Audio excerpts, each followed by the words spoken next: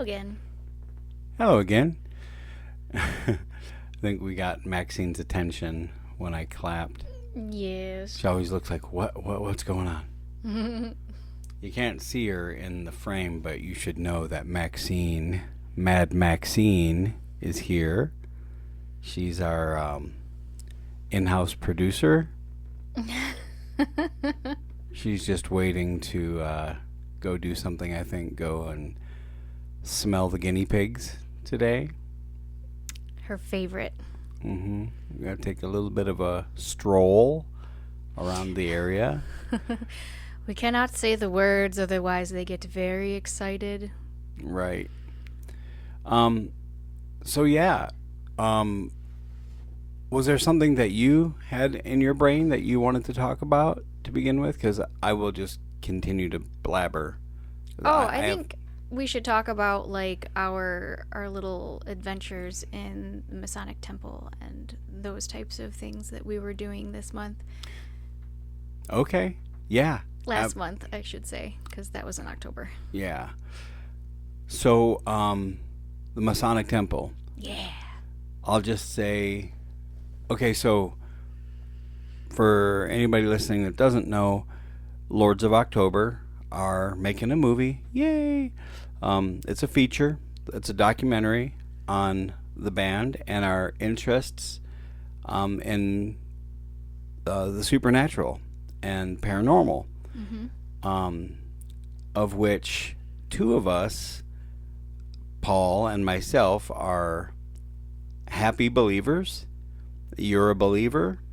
Mm-hmm. And I know Zach Alistair is I know that he believes and he loves the interest in it, but I don't know where he stands, like, skeptic wise. Yeah. You know, if he I don't know where he's at. I just know he really enjoys doing it. Mm-hmm. And I know that Phoenix, October, Matt, is a skeptic. He has said straight up that, you know, he thinks it's kind of goofy, this and that. So I would love it if something that we investigated on the 9th when we go back would bring him to the other side. It would, I mean, not like literally like kill him and take him to the other side, but like it would be wonderful to, you know, something to spook him. You know, that's real, that not really like, you freaks know. him out. Yeah, it's just something, you know, because I think when you believe, or when you've had something happen to you, you don't have to convince anybody else of it. Right. So thus far, what we've gotten is, well, we have 10 years worth of, you know, footage of all the kinds of things for the band, and we still have a lot of things to do, but what we've done thus far with the Flint Masonic Temple is we did a walkthrough, and I don't remember what day that was. Do you? No, early October. Yeah, it was earlier in October, and it was, Paul wasn't there, he couldn't go that night, but it was you filming everything, and Tyler, the Foos, doing the tour guide, and Matt and Zach with us, walking through there, and the one lone tenant of the building, John Benjamin, has his studio in there, which is really fucking cool, and that would be a place I would go to any day of the week. It's just it's wonderful in there. It makes me want to have a spot in there as well, but we have everything in our home. Yeah. So there's no reason to go pay money, even though it's wonderful. I think what we got to do is just go visit with him more often, you know. And he's welcomed us too, so that's really cool. But tell me what was your experience going through there?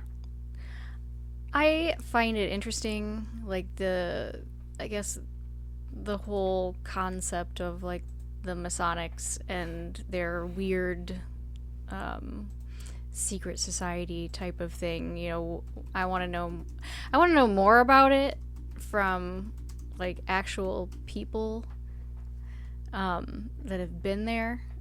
Uh, and I think, what was it, built in like 1908 or something like that, that was just like, this is old and creepy. And we saw some interesting things inside the building that just, I don't know, made me like creep out, but I was just like, I had like this kind of feeling like there's just something old there that's hovering. But It was built between 1910 and 11. okay. Um, the building's architecture, a distinctive blend of neoclassical and Gothic revival styles, reflects the ambition of the Masons, who aimed to create a long-standing symbol of brotherhood and philanthropy. Features an impressive limestone facade, large columns, intricate stonework, making it one of the most iconic buildings in Flint. Limestone, interesting. Yeah. Which is very conductive to paranormal. Is that right? Oh, yeah. I didn't know that. Yeah. So yeah, I think energy and, spirits and whatever you want to call it, things fester, things stay in places. Some people say when you stay in one place for a long period of time, you become that place. And such history there for so long with so many things, good stuff too. I don't know of any ghost stories there of people that were like butchered in the kitchen or anything like that. Yeah. But there is it's massive. Yeah. The fucking place is just huge. I enjoyed just the tour. I wished at the time that we were just following Tyler a little bit more, because he has a lot of information about it.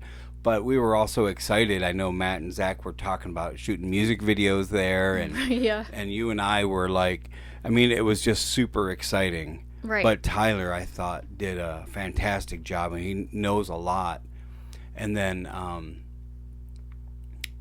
of course, I wish we had more time to go spend with John up there. He had two friends there, and I can't remember their names now, two ladies. I think they were a couple. Mm-hmm. And they were like in a band or something. I know they were musicians because we talked about it. Right. And I'm just kind of fucking... I can't remember the name. I'm terrible with names. Bad. Yeah, Bad. but I know if we seen them again, we'd know who they were. Right? Yeah. Yeah. Yep. That and his spot up there is super fucking awesome. Yeah, it's like almost like a museum of horror props. Mm-hmm. Yeah, it's really super cool. I know he shot a lot of his movies up there. Okay. I think that Britt and Raquel are actually supposed to shoot a movie with him. I don't know if what it is, but I know they were talking, and Britt has bought some of his movies. That's like right up her alley. Oh yeah, absolutely. Sick shit. So apparently it was commissioned by the Masonic Order as both a meeting place and cultural center. Freemasonry was a powerful force in American social life in the early 20th century, often associated with civic leadership and charitable endeavors.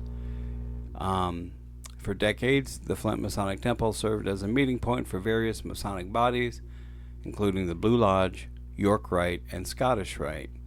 Hosted ceremonies, banquets, meetings, fostering fellowship among members. Now, it says here, paranormal reputation. I didn't know this. Oh, okay. The Tell me Flint more. Masonic Temple is also reputed to have paranormal presence, which adds a layer of intrigue to its story. Over the years, visitors and paranormal investigators have reported unusual sounds, cold spots, and sightings of ghostly figures, particularly in the auditorium and upper floors. These stories have made the temple a popular spot for ghost tours and paranormal research, adding to its mystique and appeal. The band Lords of October are set to shoot a documentary there on November 9th with ghost hunting. Oh, it says that right here. I'm just kidding. No. But that is our next stop. Yeah. Yep. That is, we're going there. What, in 6 days? All We're right. we're spending the night there. Well, we're not gonna sleep or anything. Although Right. I would, Oh right? yeah, absolutely. I would. I think we're gonna get there like at 8 or 8:30, and stay there till like 3. Yeah.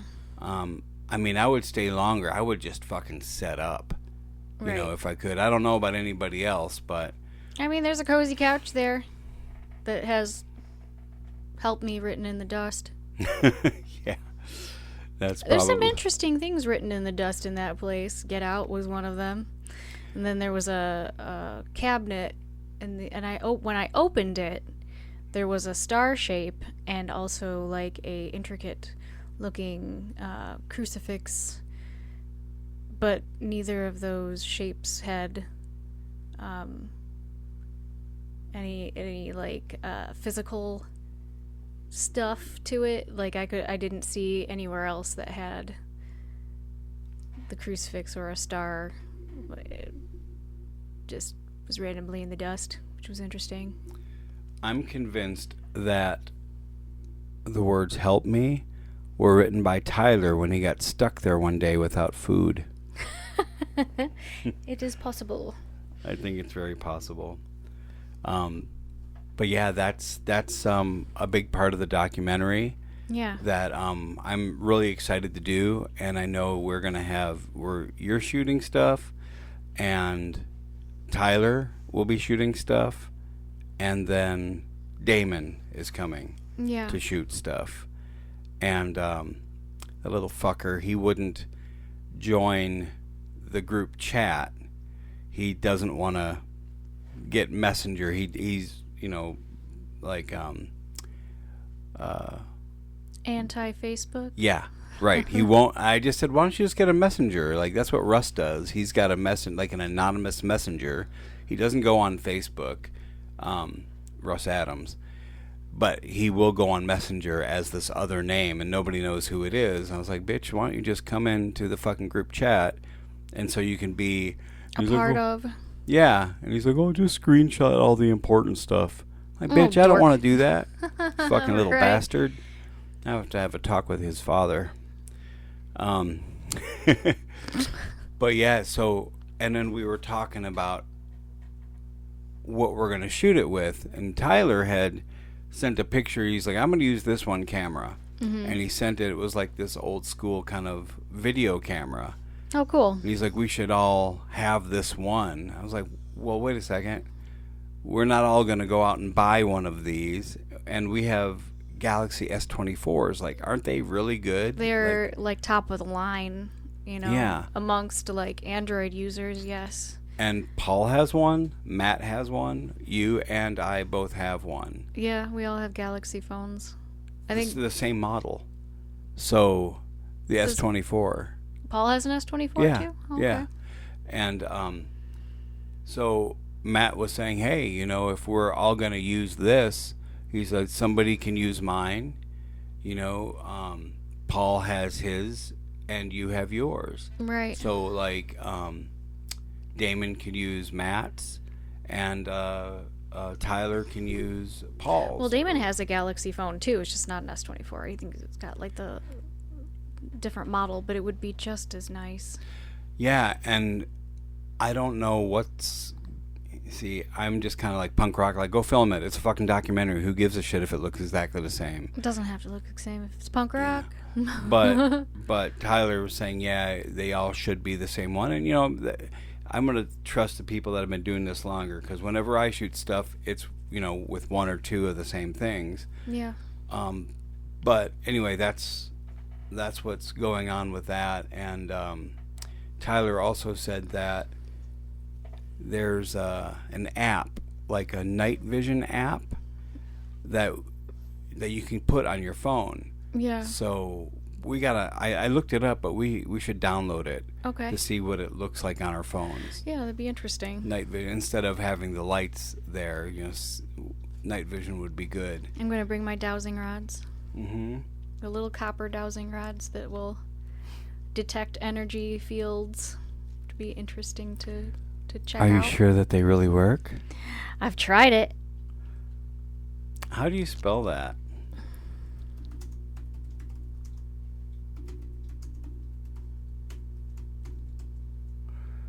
Dowsing rods. Yeah. Huh.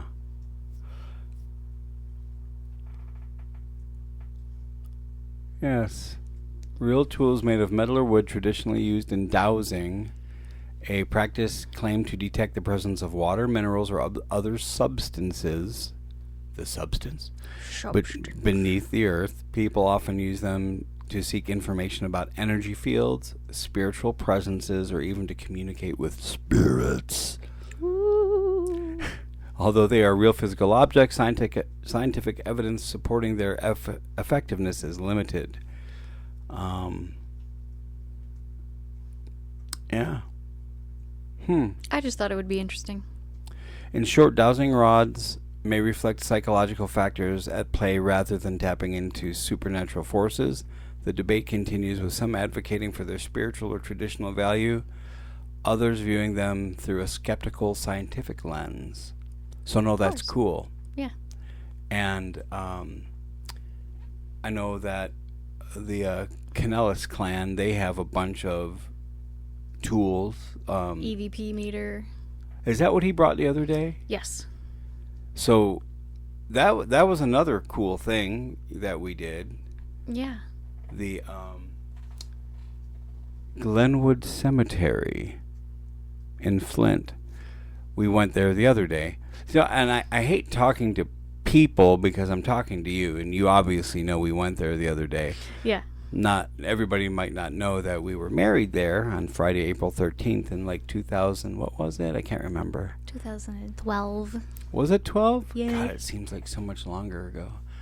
I'm just kidding. I know. I know you know. And going there the other day to, you filmed like, what, an hour and a half? Yeah, about an hour and a half of footage. Of us going through there, and Paul has like a great history with the place. Mm-hmm. He was telling us how he went to, when he was young, he used to go there all the time, hop the fence, and that he had a friend that, was it Marshall? Yeah. Then he passed away. Yep. And he had like his first true fucking creepy, like ghostly experience there. Mm-hmm.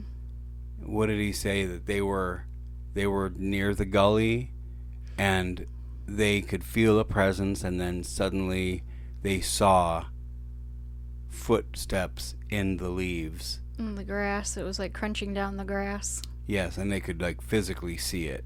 Yeah. And they fucking hightailed it out of there. I would too.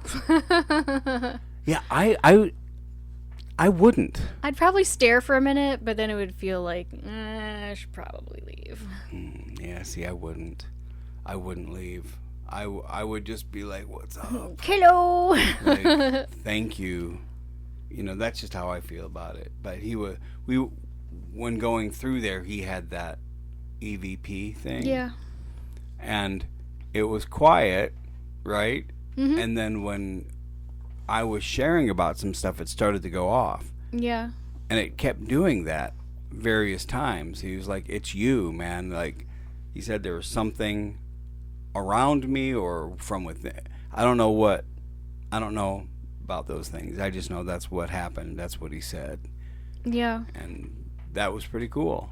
It was a nice experience. And then, who was that guy that showed up? He was from was his name Justin from the Whaley Institute? Mm-hmm. He was like a historian. They just randomly showed up to, he was showing his friend a little bit about the place and just was like, hey, you guys want to know some history?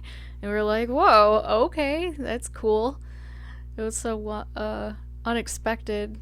I thought it was probably going to be somebody be like, you need to get the heck out of here. It's Devil's Night. What are you doing? Mm-hmm. But it's just some random guys that just showed up. So, yeah. how I cool. thought that was really cool. Yeah.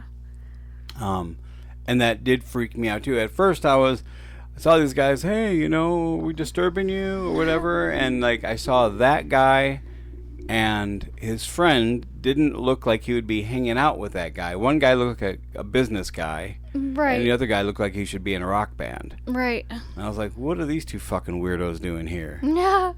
Could be And doing anything. as it turned out, it was really cool. And yeah, he was like in a. People are gonna think that was planted. Right. Like, Oh, yeah. oh yeah, they planned that. No, not at all. We don't. I have no idea who those people were. It was just like a happy accident. Yeah. And we were over there. At first, we were over there by the area where we were married. Yep. And they changed it. Far in the back by the Morrison gravestone. It's a real tall gravestone that has a woman on top of it who it's very old. It's leaning a little. It's lost an arm. But very cool looking monument. And down to, if you're staring right at that one, right to the right, there used to be a little dirt path and a tree, which now has been taken out, and they paved a little path going towards the road, which I don't understand. I think there's a big rock there now at the bottom where you can't come into the cemetery through that way, so I don't know why it's been paved. But a few other little tinier little gravestones there, but we were married down overlooking the river, the Flint River. It doesn't sound romantic, overlooking the Flint River. I know. But it was. But it was beautiful. It was beautiful on that April day, and it was like 65 degrees. It felt like fall. Mm-hmm. There was leaves on the ground, just kind of like, it was just a magical day. But it was beautiful. And so, and married. And Gary was there. Gary Reed. Rest in peace. Not to be confused with the Gary Reed that does the Dead World comics, but the real Gary Reed, the mad professor of recovery and Buddhism and all those wonderful things. Maker of bread and gardens. Right. Oh, Yeah, remember I the miss him Gary so bread? much. Oh yeah. Oh my gosh, yeah. He would bake us bread and bring it to us. Yeah. Like, oh, I wonder what a special soul. ever happened with his house. Like, I think he had a sister in like Yeah, I think Indiana. everything went to his sister, and she probably sold it. So. Wow. Yeah, very. And so that was Devil's Night that we were there. I Yeah. can't remember the date where we first did the walkthrough at the Masonic Temple. Don't remember that. That's on my calendar in the kitchen. But I do remember October 24th, if we're going back into October again, which never really want to leave, I guess. But Hee. do you remember October 24th? That was the Burton Beat podcast. Oh yeah. Yes. Yes, that was a Thursday. Yeah, that was that's fine. Thursday's okay. Have you by chance watched any of that? No, I didn't watch it. Yeah, I haven't watched it either. I think Paul did. But I started watching some of the they posted the songs that we did. Oh, good. Did they come out good? Yeah, I mean, Audio wise? Yeah, it sounds fine. Of course, it just looks, and everybody's got their own thing. 5 million kajillion people have podcasts, and bless everybody's heart for trying to do it. It's great, fine. But I'm watching us in this room with like chairs that are like pushed to the side on this little stage I'm standing off to. So Yeah. to me, it's like, I guess I would have rather been doing it acoustic. It seems like more of a setting for that. Right. But yeah, it sounded fine and good from what I watched. I just watched a little bit of the first song, Proof, and just standing there, just kind of felt a little goofy. It Yeah. was like performing for a few different people and our friends and family. Yep. In no makeup, yay. Yeah, which I'm good with that. Like, I I understand people like the whole shebang, and I'm like, oh, it would be cool if we all just sort of dressed the same in certain like black suit, not suits, but like the ghastly ones used to wear. Oh yeah. You could put some generic white. Maybe it wouldn't be as fun, but the podcast itself, it was cool. I enjoyed it. There are some things that I had a problem with, like the one guy not. I think it was Jeff saying that he didn't like the Friday the 13th series. Do you remember him saying that? Yes. How it doesn't make sense Yeah. and all that stuff, and that's one perspective. But I went on the record there, and I'll say it again here, is that those first 4 movies in that franchise are classic. They're holy. They are, to me, staples of the slasher genre. And to even go further, 5 and 6 are miracles of slasher movie making. And he's a nice guy. I found out that he was actually Darla Evans' nephew. Nephew, yeah, I saw Yeah. that she had posted that. Yeah, that's crazy. Small world. Yeah, but he's a good guy. It's just he's wrong. He's wrong, and sometimes opinions are wrong. Like his is wrong. And Jason Voorhees rules. So You're entitled to your wrong opinion. yeah. So, but that was a good thing, and I had a great time because you were there. We were celebrating your birthday. It wasn't as orderly as I would have liked it. And what the problem is that normally when things are going on, you and I will kind of cater the event. Mm-hmm. Like if it was something for, Lindsay's birthday, you and I would have brought the cake. Yeah. We would have cut the pieces. We would have served people, and everybody would, oh, we got cake. But it was for you, and I had no idea. Yeah, I kind of thought Lindsay would have hopped up and start cutting shit, but as it turned out, we took the cake home, and I think somebody took a piece of it because there was a piece cut off of it there. I think Lincoln had a piece of cake. Yeah, and Lincoln And 2 cupcakes or 3 yeah. with orange frosting everywhere. Yeah, he was sugared up. Yes. Yeah. But he was very good. Oh yeah, he was great that night. But the podcast itself, it was pretty cool. I enjoyed being in that. It was weird being a public podcast, Yeah. but it was cool. It was wonderful to have you there, of course, and Kathy, and Russ, and Glenn, Yep. and Lindsay, of course, and and then Steve Reddy, who is yeah. awesome. He was Very there. sweet. And then their crew, Mark Morin, the crazy dancer dude, and a few other people. But yeah, it was a lot of fun, and I think that we didn't get enough opportunity to talk about as much of the shit that we love. Yeah. I wish there was a little bit more time, and then the music seemed to be okay. I guess. I guess I do wish it was more of an acoustic thing, because when we go loud and live, I don't want to be playing with like chairs just sitting there like, oh, we moved some tables and we just set up. It just feels like I am accustomed to making it a presentation. So I don't know. I just figured I would bring that one up. That's kind of the last bit of my October recap as far as I know here. Where are we at with time? We are at 28 minutes. Oh, okay. Well, we've got another chapter to do, so why don't we cut this one off? All right. Bye for now. Okay. Bye, everybody.